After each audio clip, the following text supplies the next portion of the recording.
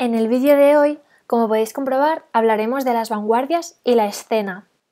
Se considera que el nacimiento de la vanguardia escénica va de la mano de las vanguardias plásticas y de las vanguardias literarias. Ya lo hemos visto, todo movimiento de vanguardia, sea plástico, es decir, pictórico, escultórico, o sea arquitectónico, o sea en este caso escénico, va a tener las mismas características dentro del mismo movimiento de vanguardia. Veíamos, por ejemplo, que el mobiliario neoplasticista seguía la estética de la pintura neoplasticista, por ejemplo, de Mondrian, al igual que la arquitectura neoplasticista que veíamos de Rippel también seguía esta estética neoplasticista. Con las artes escénicas nos va a pasar exactamente lo mismo. Aún así, antes de entrar en un movimiento de vanguardia, recapitulemos y veamos cuál es el nacimiento de la vanguardia escénica. Podemos datar este nacimiento en la fecha de 1896, cuando se estrena la obra Ubu Rey de Alfred Jarry. Esta estrena se produce en el Teatro de la Obra de París, uno de los más alternativos y revolucionarios de la ciudad. Ubu Rey es una reinterpretación particular de Macbeth de Shakespeare. A grandes rasgos y haciendo un macro resumen de esta obra del dramaturgo inglés, y bueno, básicamente haciendo énfasis en las partes que podemos poner en relación con este Ubu Rey, cabe destacar la figura del protagonista, que se llama Macbeth, quien en un inicio será manipulado o alentado por su mujer, Lady Macbeth, para cometer un seguido de crímenes y así llegar al poder. Básicamente, no me quiero enrollar, pero debido a una profecía, digamos, le he revelado a Macbeth que llegará a ser rey. Y cuando oye esto, y sobre todo cuando su mujer oye esto, le convence para llevar a cabo, llevar a la realidad esta profecía. Y básicamente, para ir escalando puestos, digamos, en la escala de la realeza, se proponen matar al rey. Una vez el rey está muerto, tienen que matar también a todos los testigos de esa escena. Y es así como llegarán a cometer grandes crímenes para hacerse con el poder y luego, para encubrir los crímenes con los que precisamente se han hecho con el poder, van a tener que cometer muchísimos más asesinatos y muchísimos más crímenes. En la obra de Jarry, Macbeth se llama Ubu para hacer el paralelismo. Y al igual que existía una Lady Macbeth, también existirá una Madre Ubu o Tía Ubu. Depende de la traducción, si nunca os lo queréis leer, depende del traductor, se traduce como Padre Ubu y Madre Ubu o como Tía Ubu y Tío Ubu. No tiene más importancia, solo que sepáis que existe el personaje masculino, que será este personaje que va a querer llegar al poder, y este personaje femenino que va a manipular al personaje masculino, que va a hacer que este personaje masculino esté ciego por el poder y ciego por la fama, por el dinero o por lo que sea. Si la obra de Macbeth estaba situada en Escocia, la obra de Jarry estará situada ficticiamente en Polonia, lo que equivale también a ninguna parte y en todas partes. Es como que le da el nombre de Polonia, pero podemos aplicar la obra o el contenido de la obra a muchos países y también en muchas épocas. Es una obra atemporal y que no tiene una geografía concreta.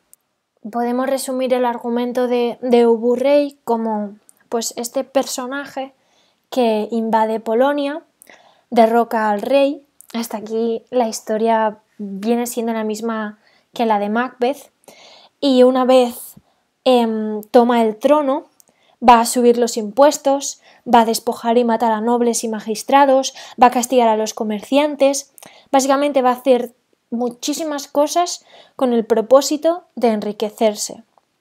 Y al final de la obra va a huir de Polonia buscando otras oportunidades de conseguir más dinero y más poder.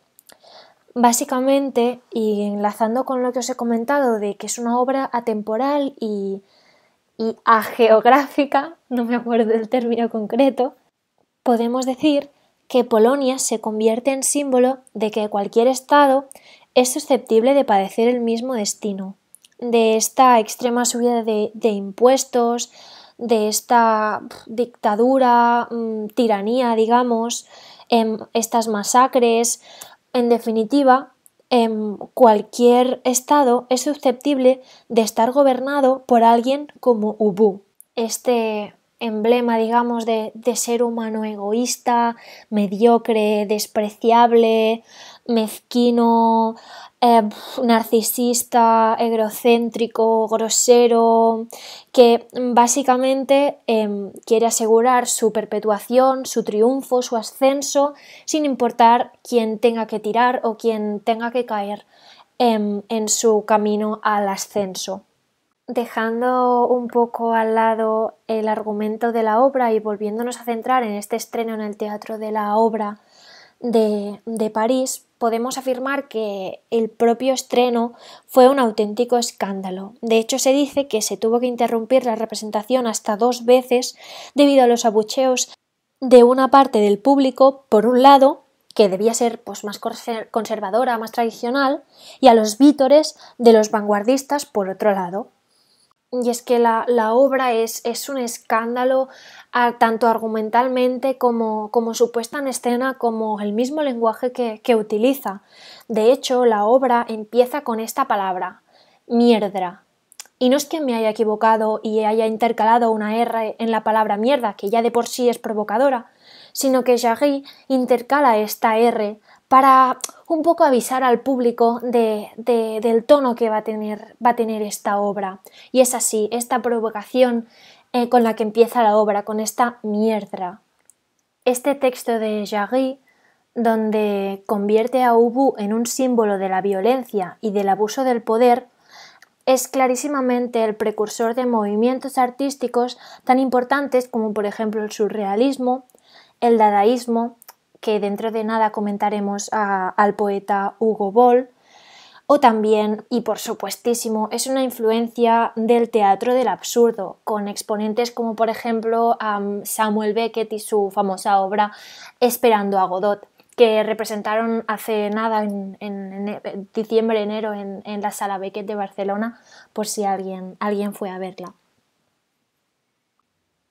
Comentando un poco la escenografía, la puesta en escena de la obra, como tenéis puesto en la diapositiva, Jarry diseña un ser que se asemeja mínimamente a una persona humana. Este es el atuendo que llevaría este rey Ubu. Es básicamente una forma de globo con una espiral en la tripa y un gran sombrero en forma de cono, como podéis observar.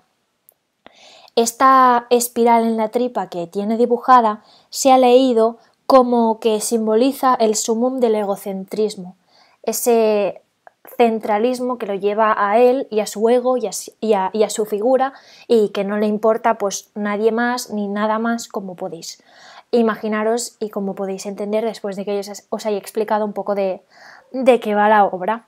Esta obra es clarísimamente una ruptura y una innovación en la época, ya que hasta entonces nadie se había atrevido a reflexionar sobre temas tan espinosos como por ejemplo la corrupción, el abuso del poder, la violencia sin sentido, este sinsentido de la violencia, o la decadencia de esta nobleza, de esta aristocracia, estas clases reales, digamos. Y es que aunque antes de Jarry nadie se hubiera atrevido a reflexionar sobre estos temas, igualmente es muy innovador que Jarry lo haga desde una mirada totalmente disparatada y totalmente plagada de sinsentidos. Pero aún así, estos sinsentidos están súper bien hilados, están súper bien conducidos y son coherentes en la mente del espectador. Con Ubu Rey, Jarry se anticipó unas décadas a lo que sucedería en Europa durante la primera mitad del siglo XX. Una Europa en la que empezaron a brotar estas figuras de dictadores cuyas formas de actuar y ejercer el poder no distaban mucho de las de Ubu en esta obra de Jarry. Pasando ya al siglo XX, en concreto en el periodo de entreguerras, que datamos de 1918, cuando se termina la Primera Guerra Mundial, hasta 1939, cuando empieza la Segunda Guerra Mundial, debemos hablar del Cabaret Voltaire de Zúrich. Y hablamos de él a propósito del dadaísmo, así que lo que haremos ahora será un poco refrescar lo que ya comentamos. La situación de este cabaret en Zúrich no es completamente arbitraria, ya que Suiza fue un país neutral durante la Primera Guerra Mundial y fue un país donde huyeron muchos artistas que obviamente no querían ir al frente a luchar, sino que querían seguir haciendo denuncias políticas a través de sus obras o creando bálsamos mentales también a través de sus obras.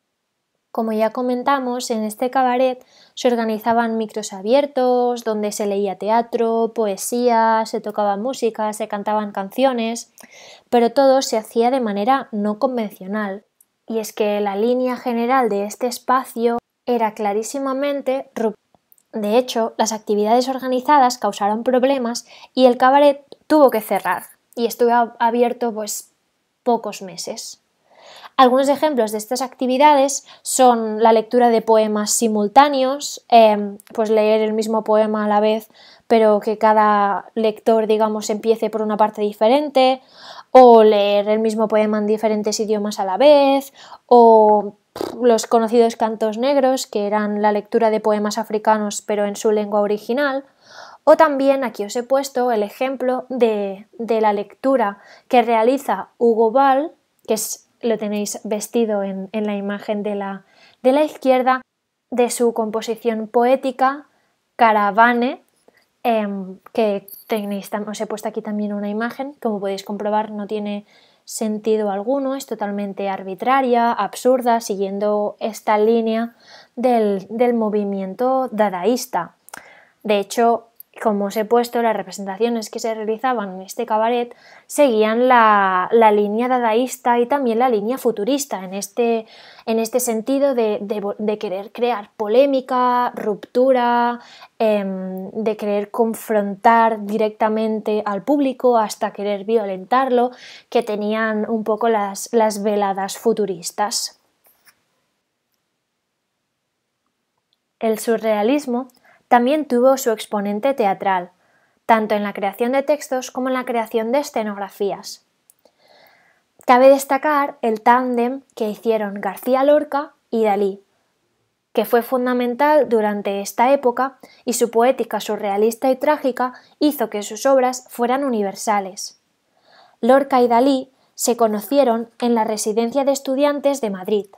Dalí había convencido a su padre de que lo enviara a Madrid a estudiar a la Academia de San Fernando y se aloja en esta residencia donde coincide con Lorca y también con Luis Buñuel.